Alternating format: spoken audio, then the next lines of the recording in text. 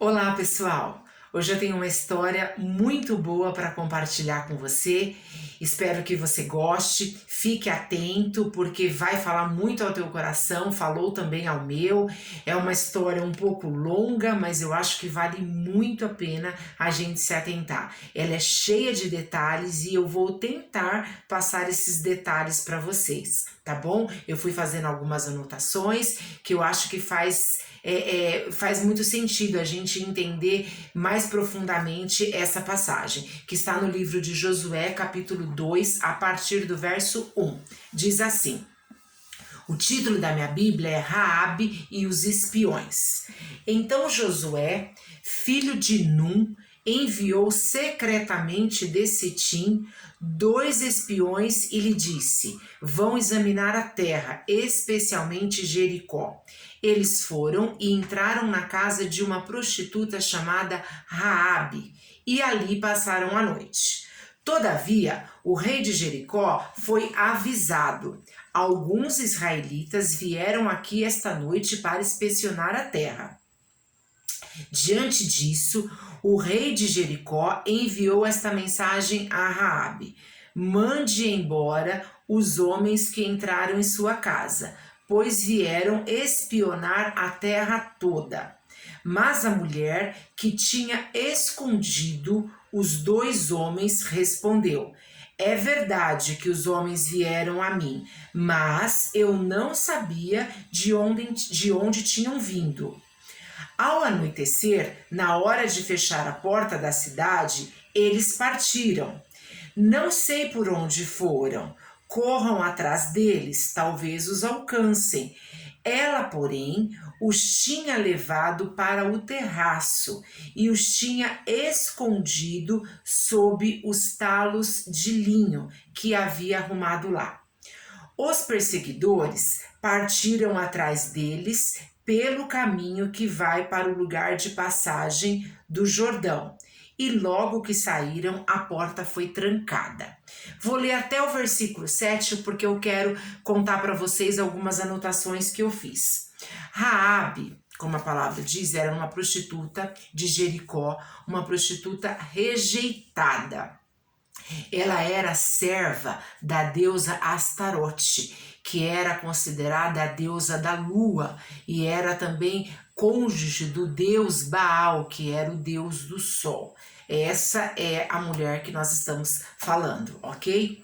Sua casa era construída em cima dos muros da cidade, provia tanto alojamento, tanto hospedagem, como favores para os viajantes. Era um lugar propício para os israelitas espiões ficarem, pois seriam confundidos com os clientes de Raabe. Nestes dias era comum construir casas sobre os muros da cidade. Muitas metrópoles possuíam 2 muros com aproximadamente 3,5 metros a 4,5 metros de distância. As casas eram construídas em troncos de madeira, deitados nos topos de 2 muros. No verso 4, diz assim: mas a mulher que tinha escondido os 2 homens respondeu: é verdade que os homens vieram a mim, mas eu não sabia de onde tinham vindo.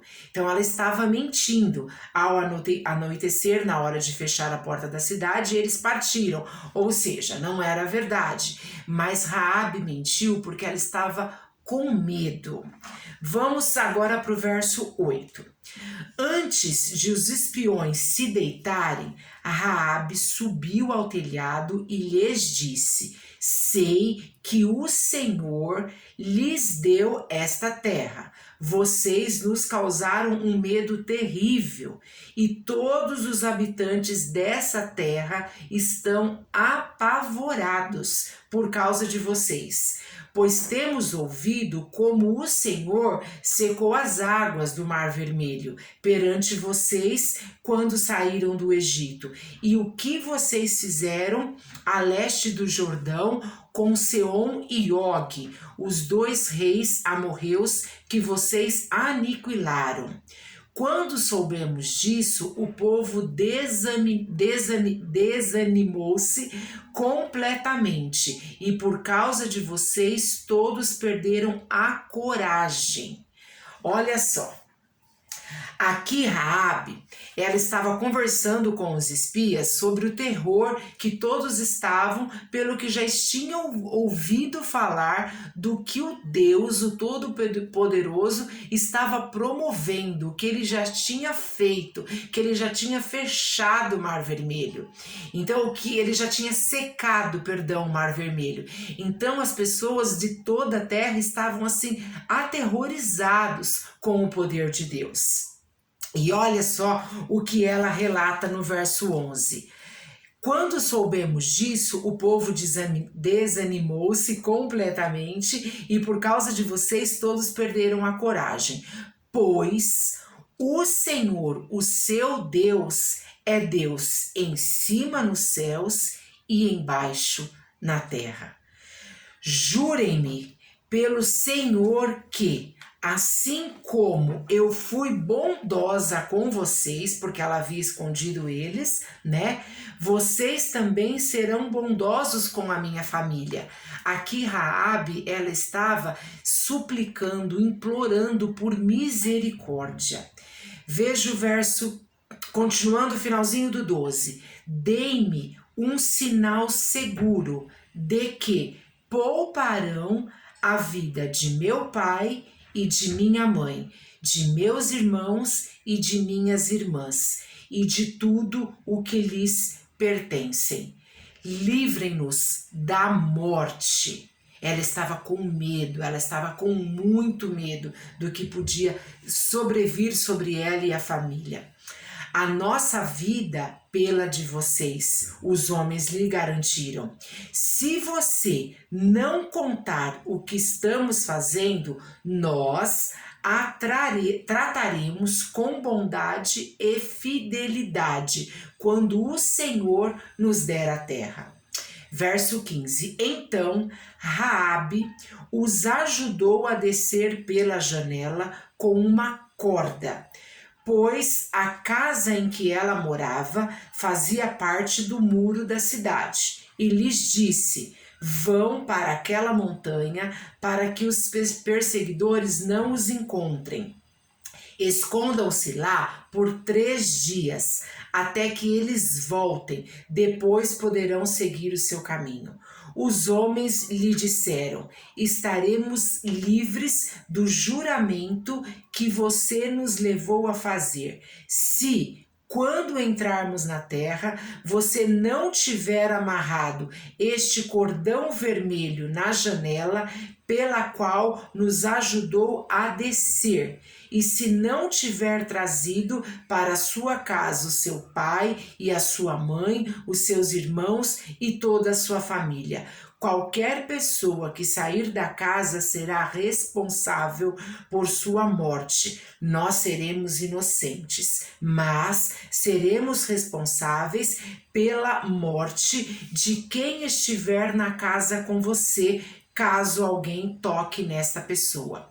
Ou seja, Raabe, ela fez um acordo com aqueles homens, com os israelitas espiões. Ela fez um acordo com eles para que a família dela fosse poupada da morte. Eles estavam com muito medo e ali eles fizeram um acordo.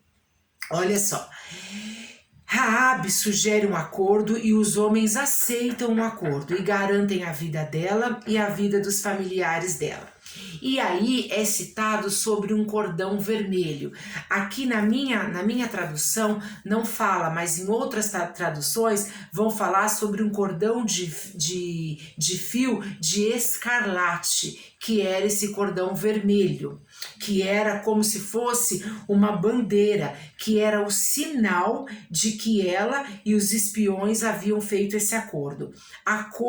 Essa cor escarlate, ela se destacava muito, ela chamava muito atenção, o que era um sinal óbvio pela qual a casa de Raabe poderia ser distinguida dentro de todas aquelas outras casas.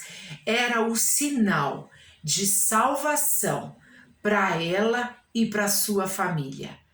Assim, hoje, como é o sangue de Cristo para nós, naquela época, foi aquele cordão de fio escarlate que ela colocou sobre a janela da casa dela. Assim, hoje, para nós, é o sangue de Jesus.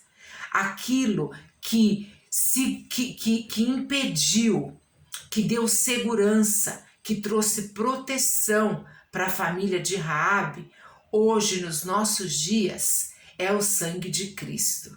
É o sangue de Cristo que traz a proteção para a nossa família.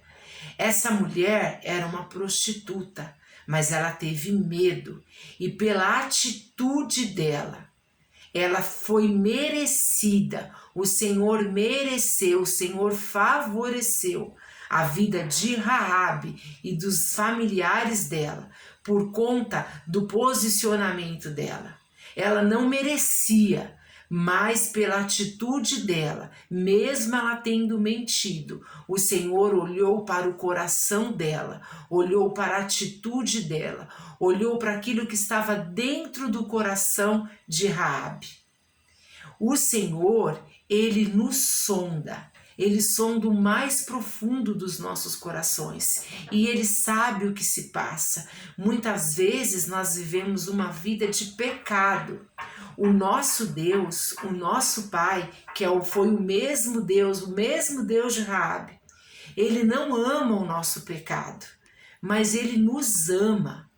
Então Ele é misericordioso. E Ele olha para a circunstância e Ele olha para a situação, mas Ele olha primeiramente para o teu coração, para o teu posicionamento. É o teu coração que Ele enxerga e é o teu coração que Ele necessita, de nenhuma outra coisa. Veja bem, a família de Raabe escapou da ira de Deus por meio de sua confissão de fé. Ela fez uma confissão de fé no Todo-Poderoso e por conta disso ela e a casa dela foram salvos da morte. Será que nós, principalmente as mulheres, temos tido, na verdade, atitudes que pode salvar a nós mesmas e a nossa casa? Você pode estar pensando, mas a salvação é individual, sim, a salvação é individual, mas quais são as atitudes que nós estamos tomando para que a nossa família fique salva, fique protegida? Nós temos essa missão, enquanto mães, enquanto mulheres de Deus, enquanto filhas, enquanto esposas, de protegermos a nossa família. Assim como essa mulher fez, a atitude dela, a confissão de fé dela, fez com que o Senhor favorecesse a vida de Raabe e a vida dos familiares dela. Por causa da atitude de fé e não de merecimento, como a gente já disse aqui, eles foram salvos e eles passaram a morar em Israel e alcançaram, veja bem, e alcançaram posições de destaque na história do povo de Deus.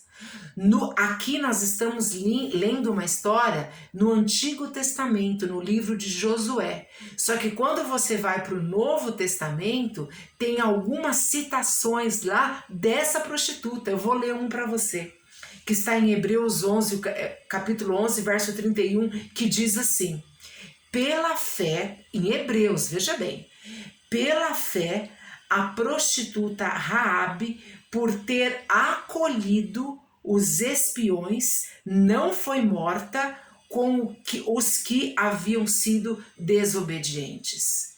Foi pela confissão de fé dela no Todo-Poderoso. Ela reconheceu que o Senhor, o seu Deus, ela disse, é Deus em cima nos céus e é Deus embaixo na terra. Ela reconheceu o poder de Deus. Eles estavam apavorados, com muito medo do que estava acontecendo na terra. Mas por conta do Senhor examinar o coração dela diante de uma mentira. Não estou dizendo que mentira é correto. Não é correto. Nós sabemos quem é o pai da mentira. Satanás é o pai da mentira. Nós não devemos mentir em nenhuma circunstância.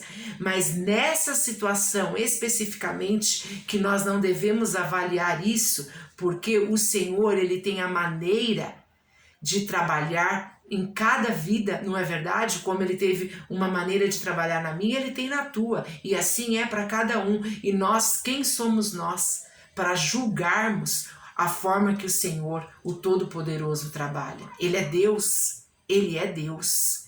E aqui, a mulher, uma prostituta, ela reconheceu, pois o Senhor, o seu Deus, é Deus em cima nos céus e embaixo na terra. Pela confissão de fé dessa mulher, dessa prostituta, o Senhor favoreceu a vida dela e a vida dos familiares dela. Veja que coisa tremenda, tremenda isso. Raabe, essa prostituta que nós estamos falando, veja o que aconteceu e na sequência, na história dessa mulher. Essa mulher, ela casou-se com um homem, um príncipe da casa de Judá, chamado Salmão. Olha como a história, o futuro desta mulher foi completamente transformada por Deus. Ela casou-se. Nós estávamos falando até agora de uma prostituta. E a palavra nos conta que ela casou-se com um príncipe da casa de Judá chamado Salmão. Eles tiveram um filho, nada menos que Boaz. Eles tiveram um filho, que foi Boaz. Boaz, nós sabemos, casou-se com Ruth, que foi a mãe de Obed. Veja isso, que Obed tornou-se pai de Jessé e avô simplesmente do rei Davi.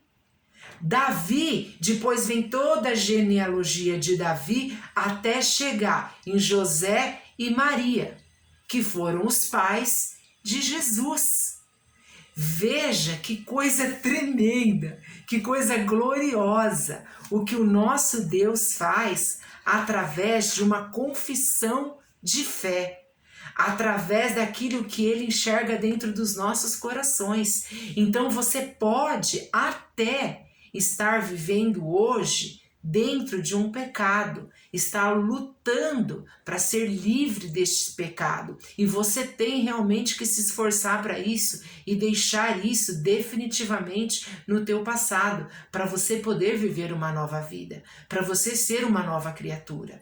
Porque hoje você não precisa jogar do lado de fora da janela da tua casa um fio, um cordão de fio vermelho, escarlate, não. Hoje você precisa do sangue de Jesus sobre a tua cabeça, sobre a tua vida, porque ele garante a tua salvação.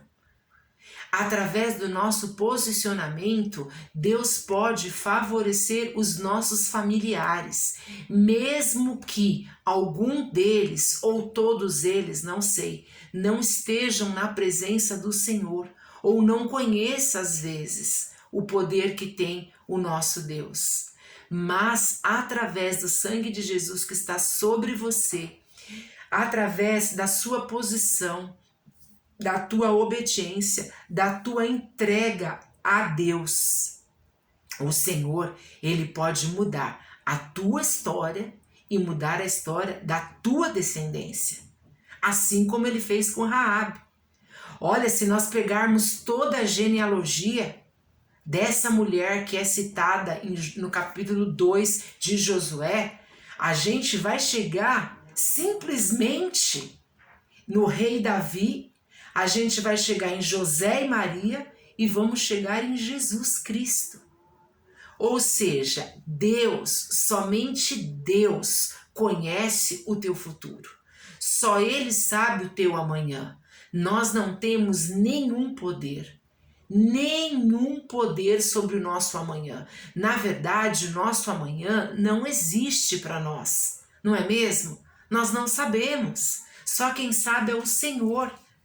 Mas quando nós temos uma atitude, como essa mulher teve, de confessar a nossa fé naquele que pode resolver todas as coisas, como ela disse, eu bem sei que o teu Deus, o seu Senhor, é o Deus dos céus e é o Deus também embaixo da terra. Isso é muito forte. Isso é muito forte, essa mulher declarar isso. Então, nós temos que ter essa atitude de todos os dias nós declararmos: o meu Jesus, ele vive. O meu Jesus, ele reina, e o meu Jesus, ele prevalece para todo sempre, dentro da minha casa, dentro da minha família, dentro da minha vida, no meu coração, no meu íntimo. É esse Jesus que prevalece. Oh, aleluia!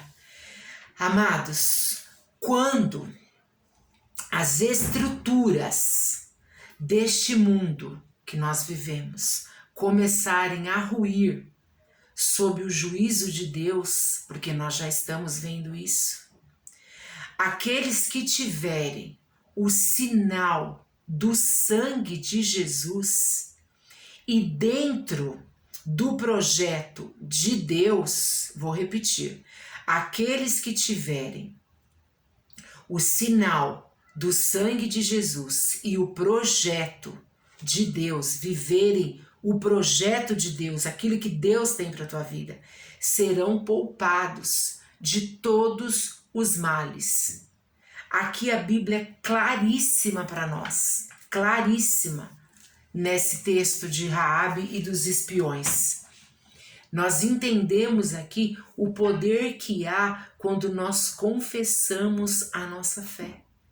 E hoje nós vivemos através do poder que há no sangue do Filho de Deus. E é nele que nós devemos nos apoiar, é nele que nós devemos crer. É esse sangue que tem que estar passado nos umbrais das portas das nossas casas. Mas você não precisa passar ali fisicamente, literalmente falando, sangue, não. Porque quando você está cheia do Pai, do Filho e do Espírito Santo, dentro da tua casa tem que habitar a paz. E é deste Jesus, é deste sangue que eu estou dizendo, que eu estou falando aqui. Eu estou contando essa história para você, eu nem terminei de ler os versículos, depois você pode terminar de ler, porque no verso 21 diz assim, ele vai até o verso 24, mas eu só vou ler o 21 para nós encerrarmos. Diz assim: seja como vocês disseram, respondeu Raabe. Assim ela os despediu e eles partiram. Depois ela amarrou o cordão vermelho na janela. Meu Deus, aqui tem um ensinamento para as nossas vidas. O sangue de Jesus, ele tem que estar aparente sobre as nossas vidas. Por onde você andar, você tem que refletir a luz de Cristo, o brilho de Jesus. As pessoas precisam identificar o sangue de Jesus sobre a tua vida. Vale a pena. Vale a pena você continuar olhando para a cruz. Vale a pena você identificar os sacrifícios que o Mestre teve pela tua vida e pela minha vida. E hoje nós estarmos aqui falando sobre Ele, falando sobre o sangue dele que é derramado sobre nós, que foi derramado sobre nós, para que nós tivéssemos vida, vida eterna, vida em abundância, para que nós pudéssemos gozar desta vida.